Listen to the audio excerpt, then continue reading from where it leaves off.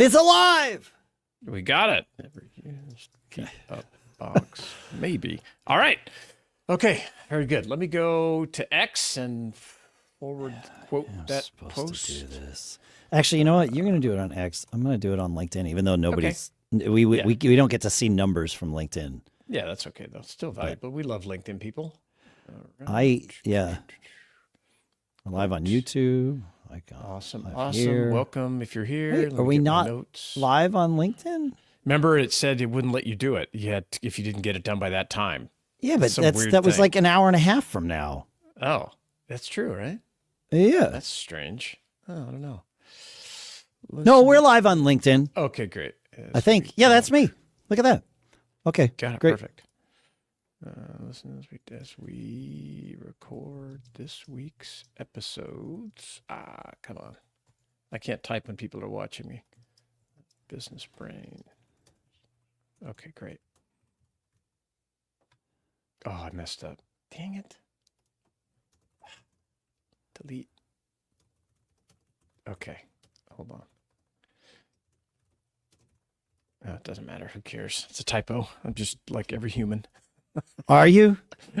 I am. I'm just like everybody else. You're willing to admit that now? I admit, I'm a little bit more caffeinated and, I bounce around a lot. I admit I have massive ADHD, but you have to lean into it and use it to your advantage. It can be a superpower. It can. It's challenging. Actually, what I'll say is it comes with superpowers. This is a topic for a upcoming show. Yeah, because ADHD superpowers. Yeah, we're going to talk about this more because I have a lot to say. I've learned a lot more as I've gotten older, as you can imagine. Same. But managing it and understanding weakness. Leveraging it. That's the word. Okay. That's really it. Yeah. It's just, it's how it be, man. Yep. Leveraging your ADHD superpowers. That's the topic for maybe next week. Not for today, right? No, not for today. Maybe it is. We are stacked on topics for the shows this week, but hence the reason that we're like 30 minutes later to go live than we usually are. But that's okay. I need to find this one topic that I'm going to talk about. But I'm ready to go anytime you are. And where is that? Okay, we'll find it. The one thing is. I tell you, searching on X is just the worst. It's the worst. I don't think that I've ever encountered a worse search engine in my life. Now you can search your profile on the app and it works great. But trying to search the general thing, forget it. I had to look for. In fact, one of the things I wanted to prep for the show was something I saw on LinkedIn. Oh, this was LinkedIn last night. And I pushed it. I have a little automated thing. It didn't get the link. No. I was like, how do I go back and find this? And I had to go through my history of, is that right? Of like things that I liked. Yeah. It's crazy. Okay, I got what I wanted, but that's good. That's great. All right, I'm ready to go anytime you are. Yeah, same. Here we go. Here goes absolutely nothing. Let's see what happens. Business Brain, episode 638 for Wednesday, April 9th, International ASMR Day, 2025. It's so weird.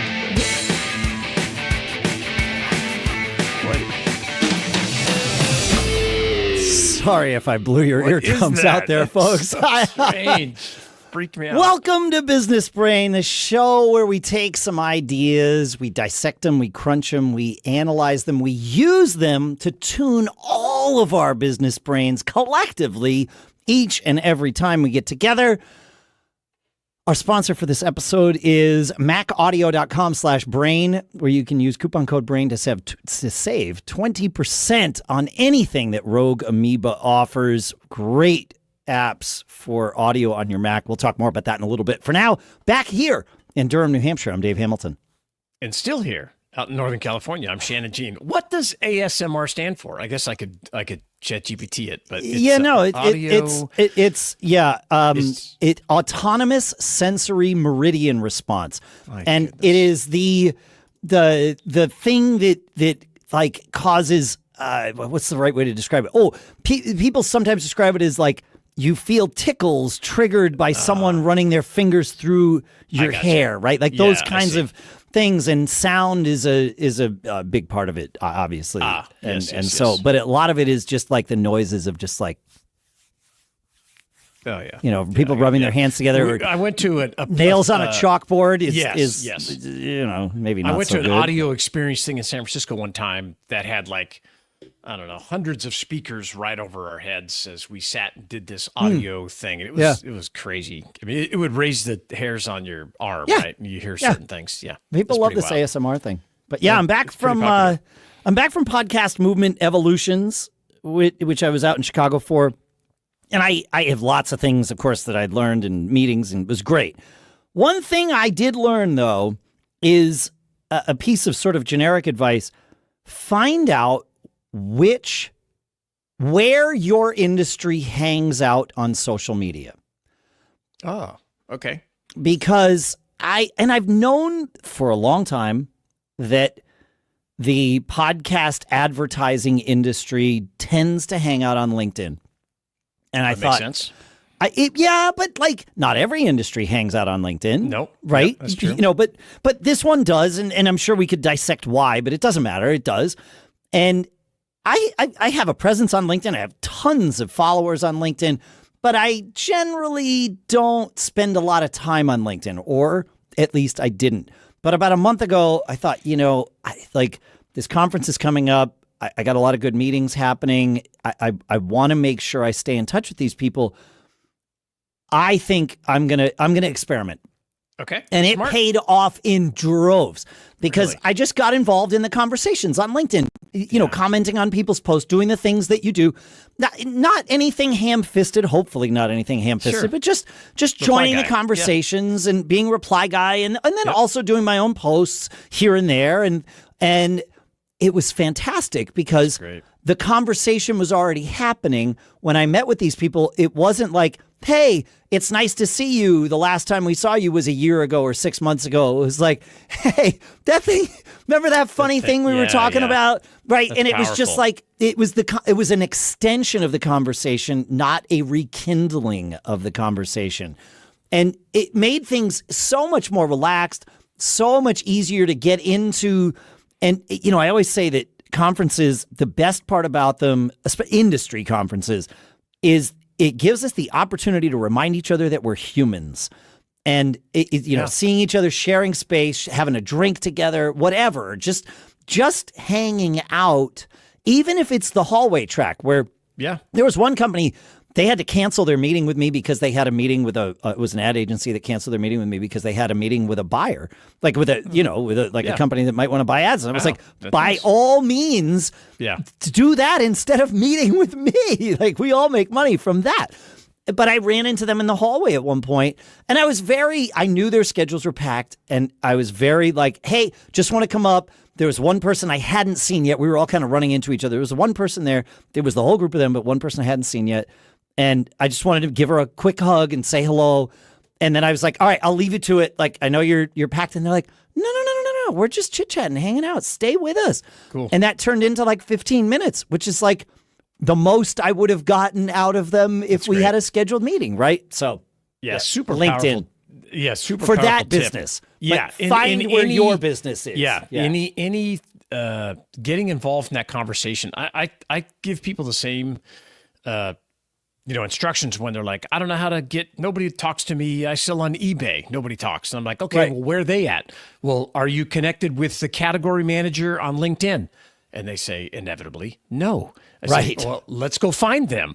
And then you get in and, don't even ask to connect. Just start talking in their posts about what's going on eBay. And don't ask. Don't ask for anything. Just start tell this, oh, great, congratulations, yada, yada, yada. Then connect. And then you start working your way up the food chain. You're in this discussion stream of, what's going on. And it's so simple, but it's so powerful. Because of that, I have 3 conversations going directly with brands that buy podcast ads that I would not have going otherwise. Yeah. And that's 1 month's worth. Well, 1 month ago I decided to prioritize this. I've been building my LinkedIn network for decades. Right, of course. How much time per day have you spent up there to do this? It's probably 30 minutes a day. That's pretty good. I definitely am taking some time away. What's interesting, and I try to be self-aware. And what I noticed is I go to LinkedIn now before I go to, it is the first place that I go. Yeah. That's which smart. is interesting. And it was like, oh, okay. Well, that's where the people hang out that you're doing business with. That's way better than going to Facebook, where I'm definitely not making money from anything on Facebook. I am. That's unfair to say. Well, no, that's part of your. Yes. It's part of where you're going to spend time at some point during the day doing certain things. Correct. But you identifying where the people are that you need to be talking to, that's a great tip. I love it. I have another tip though related to that.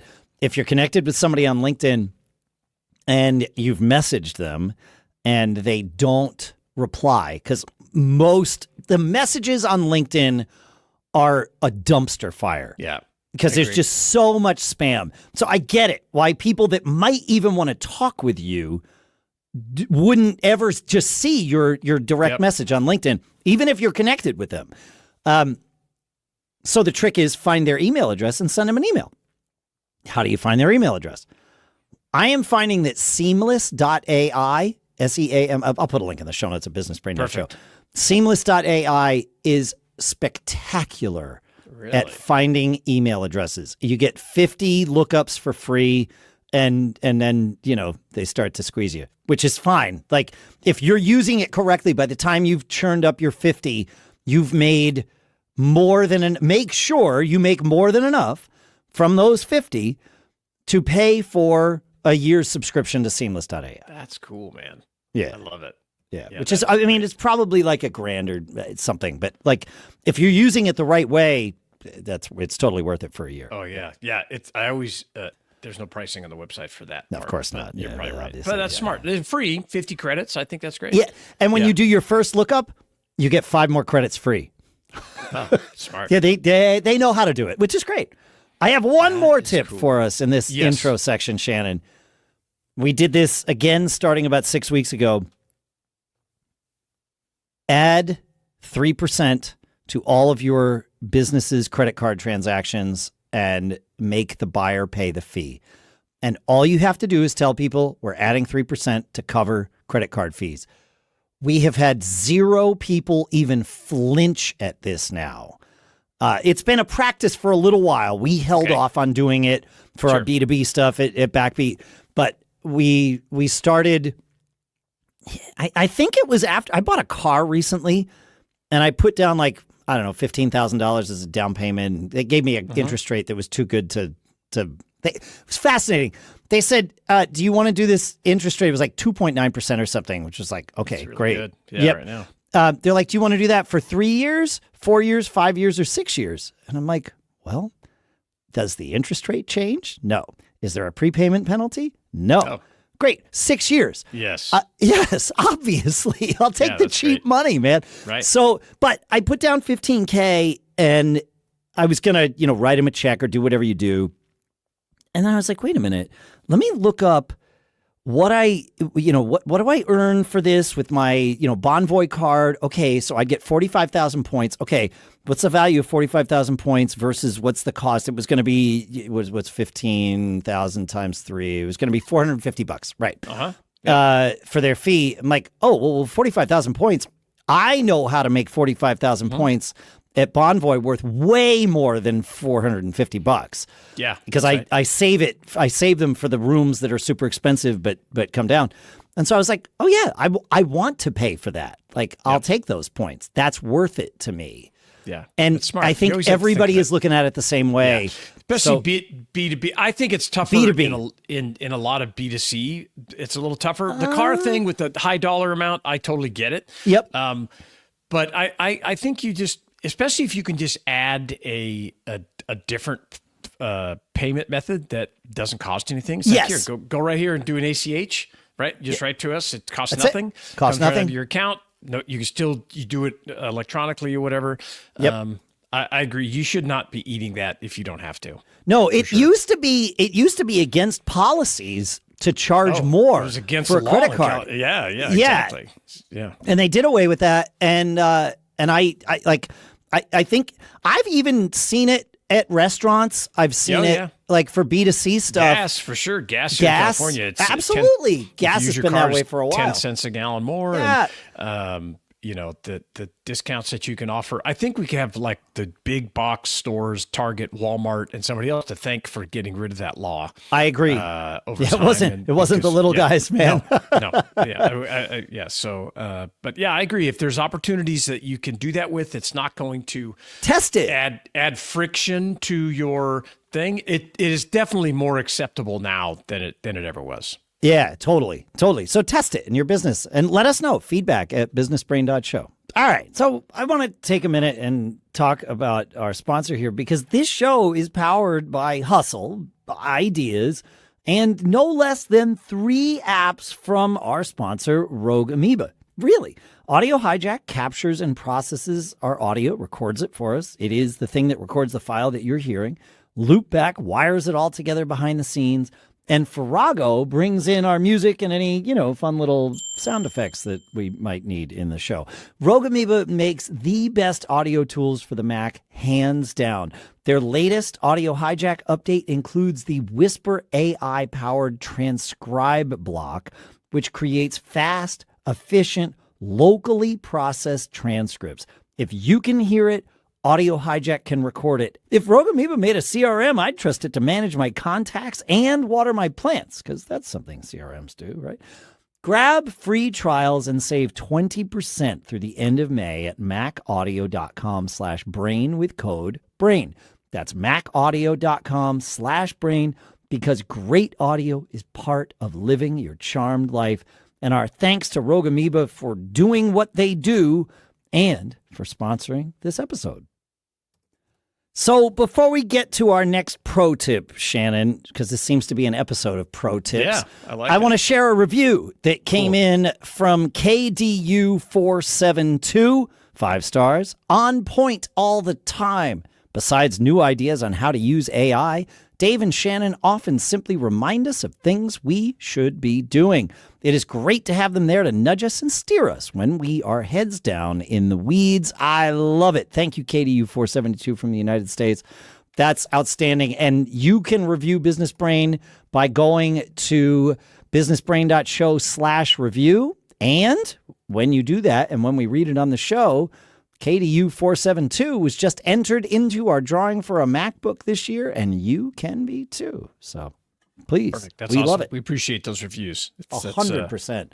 Crucial for us. Definitely. It is. It's engagement. It shows the engagement. Yeah, absolutely. Tell us all the podcast apps that you actually like listening to us. It tells great. us that you like listening to us. It's really great. That's important too. Yeah. We were just talking about that before we started recording today.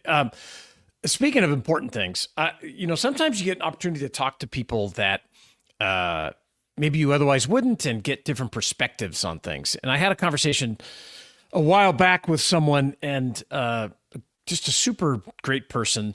It turns out I was told before I met this person that they were a billionaire. Okay. Which is kind of cool. It's like, wow, that's awesome. And I get to meet you don't run into too many of those. I know. No. I was like, wow, this is really cool. Very great guy. I like when I find out after the fact that someone's a billionaire. Yeah. that's really fun. Yeah. It's like, wait, what? This guy was super nice. And I was at a event with him at a party and it was late and we had both had a few beers or a glass of wine or whatever. And we're just chatting. And he was like, he was talking about his business, because I'm full of questions, and it was very complex the way he made his money. And I was like, man, this guy obviously is just on another level and doing all these complex things. And so after one big thing I do notice about people, because I love asking questions about what you do, tell me your story, it's very noticeable when they don't ask you back, right? When they don't, it's like tennis. I serve. I would like to learn about you. Yes. Well, to keep the conversation going, typically you would ask about me because Hey, we I didn't wanna really know know about each you. other. Yep. Yeah. And so in this case, it was awesome because he's like, hey, what do you do, man? How do you know so-and-so and what do you do? So I started talking about my life compared to his, which I felt was like, Yeah, just so talk about the simple. imposter syndrome creeping Dude, that's in, exactly right? right. It's exactly right. I'm thinking, well, I know nothing, man. I'm just a guy that buys and sells things and runs these companies and builds these things. And, I talk on my podcast. But, I talked about lifestyle. We talk about lifestyle businesses here Yes. a lot and how, they kind of have people like, I don't know, really lots of people, oh, that's just a lifestyle business. You're just buying a job. Yeah, And I think that's- people dismiss them, and I Yeah. love that. Me too. Because there's a lot of smart people that could be competing with us, Yes. and they Yeah. don't because of their emotions, and I love that. And we've spent our life stacking up these lifestyle business to build wealth, and it's amazing. And I explained this to him, and I was like, yeah, it's like as I've built these companies, I have a lot of freedom. I get to hunt all the time. I go fish. I spend tons of time with my kids, all this kind of stuff. And he stopped me and he reached out and put his hand on my arm, and he's like, Shannon, you have an amazing life. And my first thought, instant thought in my head was like, dude, you're a billionaire, right? and I realized I was totally, he had an amazing life too. Don't get me wrong. Right. Also, yeah, it's not a non-zero sum game. Correct. Right. But it just really made me think about perspective. You need to get some perspective on your life and not think always the grass is greener and that He was thinking the grass is greener on my side. Yeah, because I was on talking your about, side. yeah. Correct. When I told him, I'm like, oh yeah, we take our dogs to work every day. We do this thing. He was like, what? Wait, what? How do you do this? And what's going on? And this guy, he was, pretty traditional business. He'd probably be willing to shave a couple of zeros now that he's there. Maybe. Yeah, I can't speak for this guy, but I've met a few billionaires that I've actually gotten to know. Yeah. And, when I tell them, oh yeah, I do my podcast, I play in bands, I like rock out or whatever. They're always like, wait. Yeah, wait a minute. You still get to do all? I traded that for zeros, right? And it's like, okay, but I don't have as many zeros as you, but I have enough. Yeah, it's okay. Like it's fine. I think your point is, it's very easy to get an imposter syndrome when you meet somebody who is, quote, much more successful. They definitely have a bigger level. Cushion than we do. Yes, that's right. But when you start to think about it, and it was just a great experience because instead of him just kind of brushing it off and being self-important or whatever, he was just totally cool, and he was just like, man, that's so amazing. I wish I could do that, and this, and it was great. You have to think about it and give yourself that perspective. That what you have in your life, many, many people do not. And the things that we take for granted every day, there's so many people striving to have it that it's just a reminder that, we're all fortunate. Hopefully you're fortunate at some level and we're all, good at certain things. But I thought it was definitely worth sharing on the show. No, that's a great, thank you. Because that imposter syndrome, I think it creeps in for me perhaps more than most, but I don't know that because I don't live in anyone else's head. Right. But when it does creep in, remembering stories like that and simply remembering that the only person I'm competing with is me in this realm. Like I just need to level me up and I'm fine. And then that's it. Like whatever, I can learn how that guy leveled himself up. That's valuable. But I don't need to obsess about replicating that. No. I just need to compare yourself to it. I don't want to compare myself to it. I just want to take what I can learn. How can I apply that to where I am and what I'm doing and then go? And a lot of that, what I've learned, especially conversations with billionaires, is being as generous with what I do have. And I don't just mean money. I mean with like my time and what I've learned and all of those things. It's like, wait, I have value here. And I know that. We've been doing this show for 10 years. Like, I get it.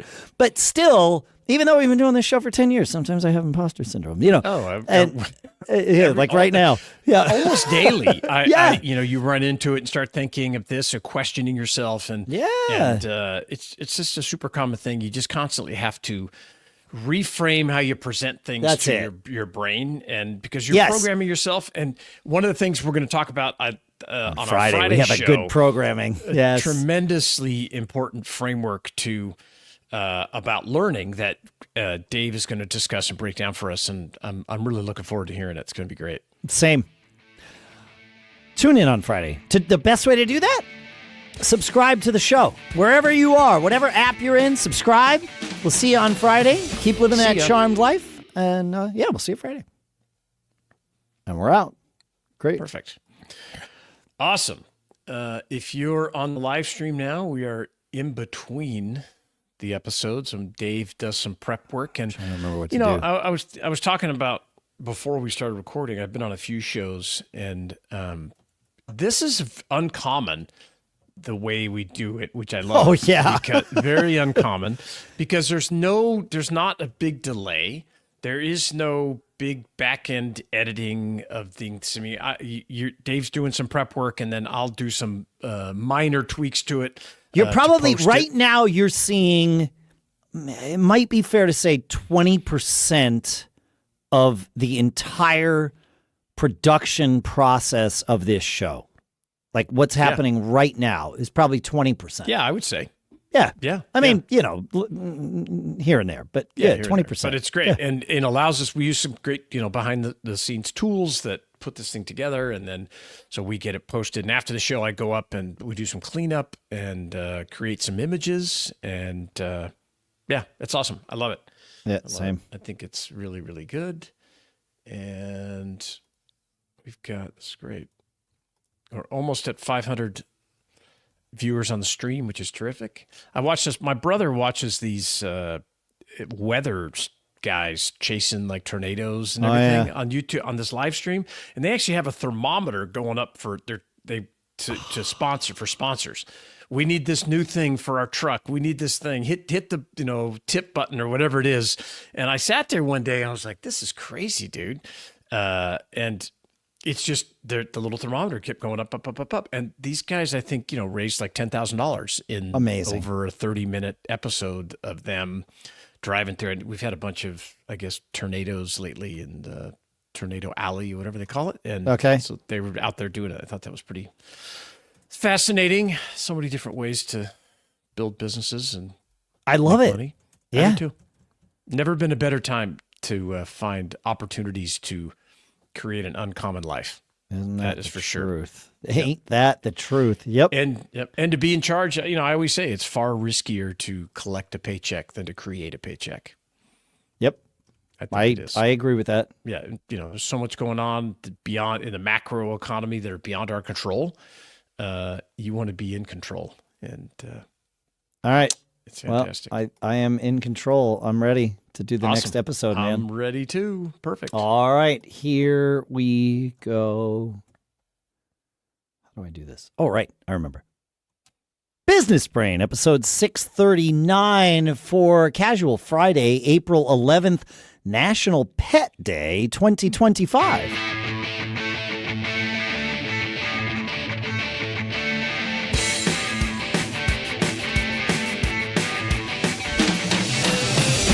Greetings, folks, and welcome to Business Brain, the show where we take some ideas, we crunch them, we use them to analyze and tune and improve our business brains collectively, all of us together, so that we can each keep on living those charmed lives.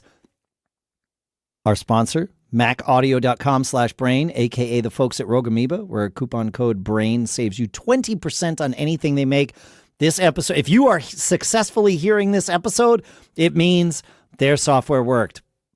But I'm pretty sure you'll hear it because literally every episode of this show, all the way back to the beginning, has been using their software. So we'll talk more about that in a little bit. Here in Durham, New Hampshire, I'm Dave Hamilton. And up here in Northern California, I'm Shannon Jean. Happy Friday, man. Happy Friday. I was having a retrospective moment while I was traveling, Shannon, and I learned something because I always learn things, right? And it was something that would have been valuable in the past. Okay. I think we all like knowledge, a perspective, a skill, anything, Sure. right? Like, oh my gosh. And my first thought was, damn, I wish I knew that before. And immediately I was like, wait a minute. That's not going to help me. That's not good talk. That's not good talk. And so I immediately followed that up by saying, I am glad I know that now. And I love that. like, if there's one thing that maybe epitomizes what we do here to tune our business brains, it's that. Recognizing that like this skill was valuable. I certainly recognize the skill was valuable, so much so that I wish I had that value in the past.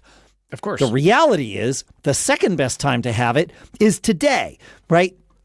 And so it was because we talk about this stuff and tune our business brains and do the things that we do every week, twice a week, that I instantly was able to catch myself and be like, oh, no. I'm not going to get stuck in that negative thinking. This is a positive thing. And by golly, I'm going to make it positive by saying, I am stoked to know that now. I've just added to my talent stack. Yeah, that, we do talk about this a lot on the show, and I think it's because we've learned over the years the importance of, the language you use in your head and programming yourself. And, this stuff is hard. This entrepreneurship stuff is difficult. And, it's ups and downs and things you don't know and things you learn, and so looking at it that way, I think is really powerful. You just don't want to beat yourself up on things that you don't have to. Because even though maybe it doesn't sound like it's important the way you talk to yourself and the way your brain talks inside, right? It's the mind hack that comes from it, the inner judge, exactly. Yeah, it's just so I love this idea of flipping it. And you had one that I use all the time now. It was not like this, but a similar close enough to the framework, when instead of apologizing like for a late reply to an email, using this, hey, thanks for your patience, it instantly changes the way you even write the email, right? Because everything. It's not, you don't want to start the email with an apology. That's terrible.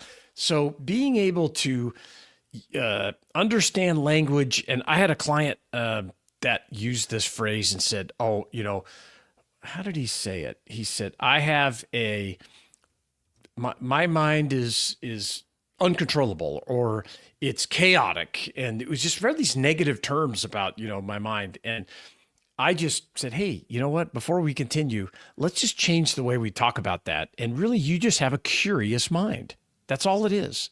And, I like to have a curious mind. So do I I. want somebody to describe me that way. Yeah. Yeah. And so, setting yourself up, you're just programming yourself for success. And all those small little things add up. It just stacks up the way you look at everything. And I think it impacts the way you interact with other people, right? Because you feel more confident, and people pick up on that. People are drawn to confidence and positivity.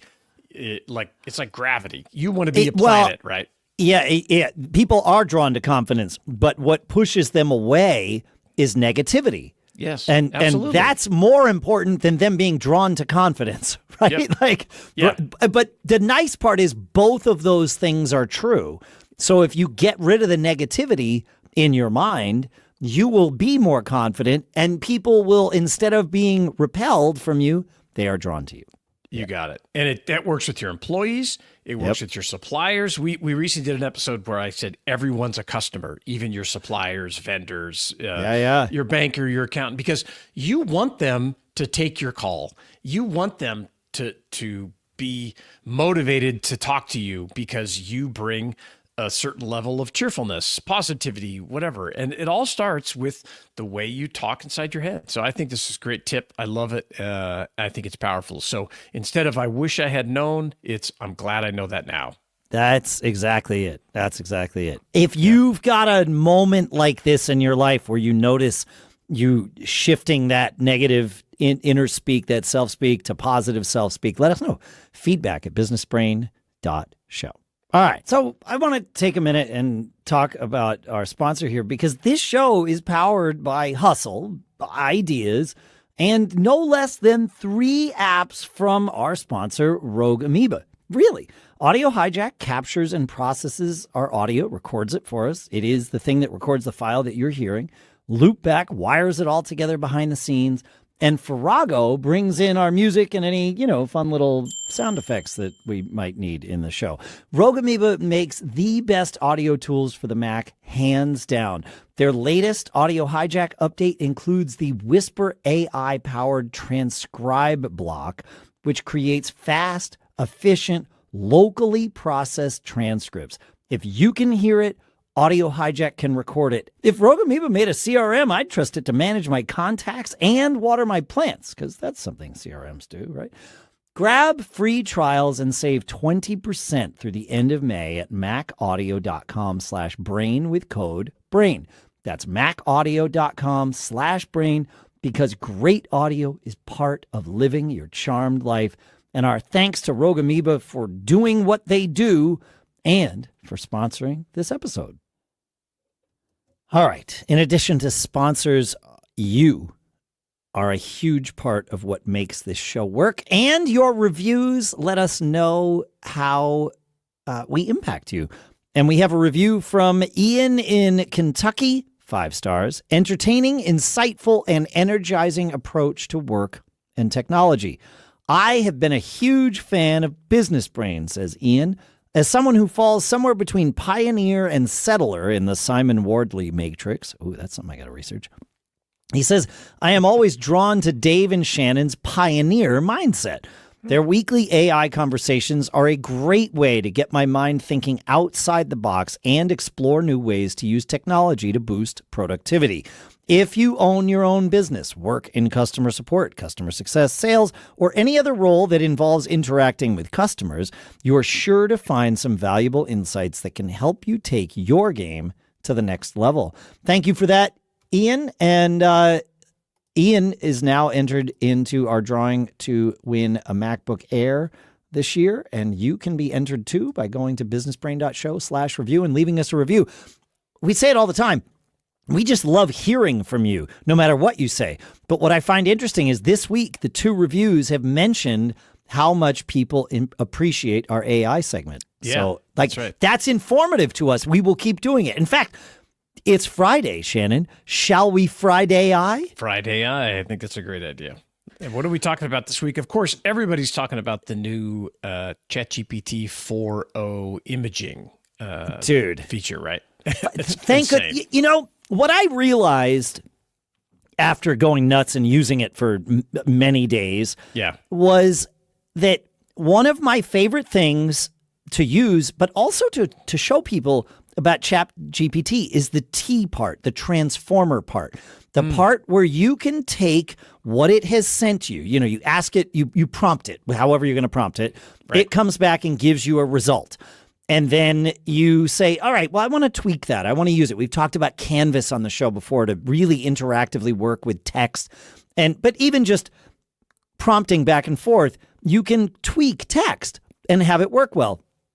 DALL-E, the previous image engine, if you gave it a prompt and the image that it gave you was not exactly what you wanted, getting it to tweak that for you, you were out of luck. There was no transformer on the image. Now, dude, it's there. It is truly ChatGPT for images.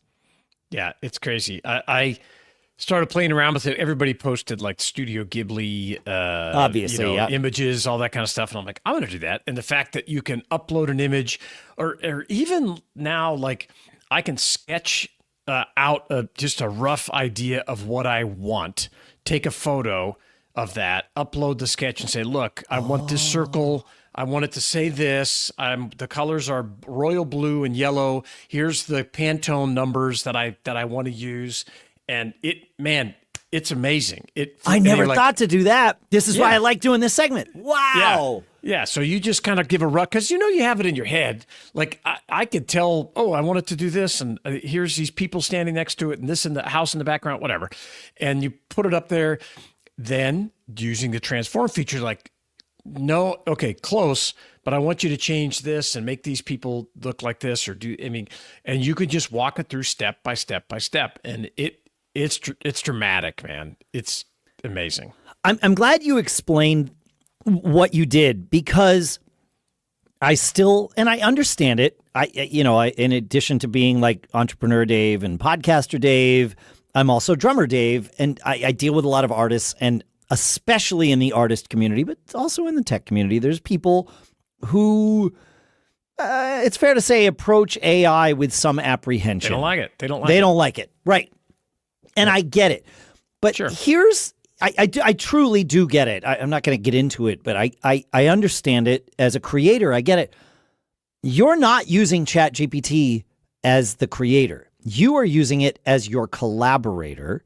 Correct. And that, to me, if I try to get ChatGPT to create anything, if I just tell it, write me a sales pitch for this, it's terrible. Yeah. If I write it 3 paragraphs about how I want it to form the sales pitch and then let it sort of go out to the world of data that it has and come up with best practices to apply what I've given it to that, so much better. And the same is true exactly for what you're talking about with your image. You're using it as a collaborator. You have the idea. You're not an artist, but candidly, no artist out there is going to be able to get me the image that's in my head fast enough. I'm not even worried about the amount of money, but I guess I suppose I am. Yeah. I cannot afford to have an artist on staff 24/7, 365 to do little podcast ad images. No. It's just not going to happen. And it didn't happen beforehand. Right. No, it did not. And the big problem is iteration. Is that when you have to work with an artist or an engineer, a web designer, anything, it's copywriter. I'm sending you this. Okay, now I'm waiting for you to come back. And it says, nah, that's not really what I want. I'm sending you this and you're waiting for it to come back. That's not what I want. You've spent all this time. And, now I always say, because people say, well, AI is going to take your job. No, it's not. AI is not going to take your job. What's going to happen is if you don't learn AI, someone who uses AI is going to have far more opportunities than you do, right? That's it. And it doesn't matter. Because it's a tool. It's a tool. You helping it. The carpenter that chooses not to use a hammer is going to get less work. You got it. And it's just evolution. I mean, yeah. I go back to, I used to hire technicians that worked on computers, right? Big full-size computers. Then it was laptops, and you had guys, okay, great, I'm laptop tech and this kind of thing. But when we transitioned from laptops to phones and iPads, I had technicians that were like, I can't, it's too small. I can't work on it. Oh, and I was like, well, okay, we'll give you the computer business. You can do that stuff. But eventually I had to say, hey, man, you need to learn this stuff. And he's like, well, my fingers are too big. I'm like, okay, well, you need to figure this out, because there, as you can tell, there's less and less of this and more of that. And I want you to be involved in that side of things. But I had one tech that just wouldn't do it. And I said, okay, well, eventually it got to the point where, every day, okay, call in and you can check the queue. And if there's work, you can come in, because they would not adapt. And it sucked for all of us. That sucks for everybody. Yeah. Sucks for everybody. And he was a great employee, great technician, but they essentially let themselves go. Yeah, they obsoleted themselves. Right? They obsoleted themselves. Yeah. So now you just, despite everything new you can pick apart that, well, I don't like this about it. Okay. Correct. I don't like how streaming services are merging back to becoming cable TV and charging the same thing. But if we could go back decades to the Industrial Revolution and say how jobs were taken by automation in factories. Yeah. When factories started, the safety was horrible. People getting killed all the time. Little kids working in factories. Well, you change and you adapt and you iterate. So getting involved in this and being able to master it and to make it, your assistant, and to really use it in your day-to-day work, it's powerful, man. We got a note from Bill, who is using AI in his day-to-day work. Bill is a programmer, and he says, I saw your comments. He says, I totally agree about it being a game changer. I've applied different AI stacks across various applications. Some were fruitful. The one I wanted to call out that was jaw-dropping for me was using Claude Code, Sonnet, as an assistant for app development. I began applying it to my main app, and the results are impressive. Unlike other solutions such as GitHub Copilot and Cody, Claude Code can understand your complete code base and make broader changes. The others seem better in smaller scope, changing a screen, adding member functions, whereas Claude Code can take on broader prompts. Give it a whirl. It worked well in the Mac terminal. He's a Mac guy. He says, and I feel like I've just scratched the surface.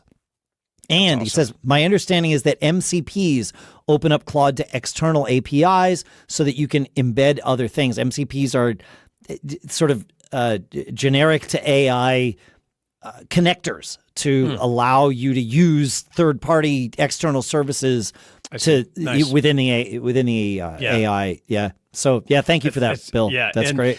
I will say one of the things that excites me the most about all these, and Claude is one of them that I'm having some experience with, is I've always wanted to create things for my clients that I didn't know how to create. I've always wanted to create an app that would shortcut 5 different things you had to do to get it. And, and when I say app, a web app type thing, they can log in or whatever. I've always wanted to do that and not had the resources and didn't want to pay, a ton of money to do it. And I've been just to mess around with it. I've been through this iteration process so many times in my life. I'm just like, man, that's a big, big deal to build something like that. You know what they call that now?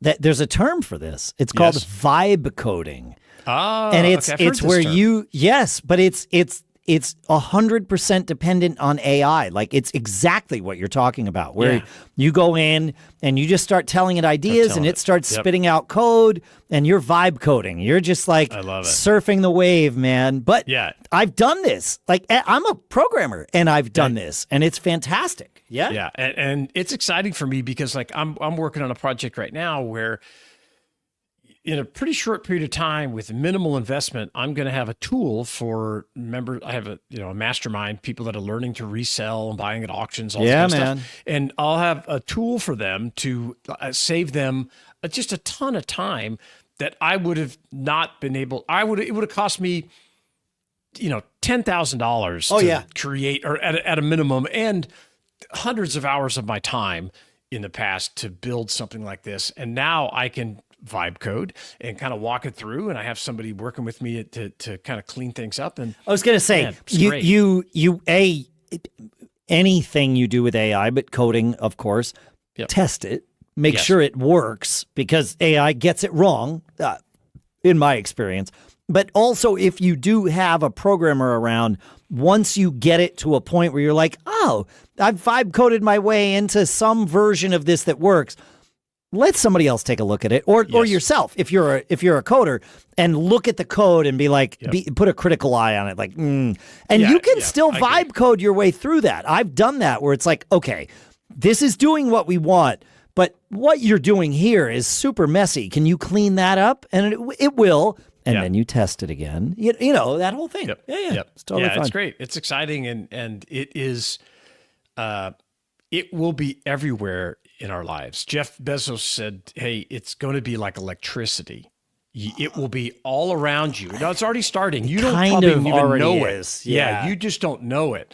But you're reading things that were assisted by the AI. You're looking at things that were assisted by the AI. Spell check, grammar check. Like, all that stuff. All that stuff. If you've used Grammarly ever, that's AI. It's effectively the same thing as what we're now calling AI. It's these machine learning, large language models that are being used to do certain things, and Grammarly and its ilk are among them. Like I said, it's not perfect. There's, copyright issues you got to deal with. But that's the way it always starts. Uber, every city in the country fought Uber while they were trying to, grow. And then eventually it's like, okay, let's figure out how to make this work. Let's be nice about it. Yeah, exactly. Yeah. And it changed the way transportation works. So yes, embrace it, learn about it. Share what you've done with it. Feedback at businessbrain.show. And leave us a review.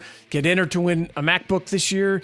Businessbrain.show/reviews. We'd love to hear from you, even with some critique and criticism. Oh, yeah. Help us guide the show. Help us make it better. This is our show. Yours, too. Absolutely. Not just the two of us. Absolutely. Have a great weekend, folks. See Keep ya. living that charmed life. We'll see you next week. And we're out. Sweet. Awesome. Yeah, man. 588 on the live stream. That's Love it. great. I like that. And we're going to end the live stream, folks. So both of these episodes, the first one we recorded, if you were here for that one, will come out on Wednesday the 9th. And then the one we just recorded now will come out on Friday the 11th. Thank you for hanging out. And we'll see you guys again next week. Yep. Take it easy. Later. Thank you. See ya.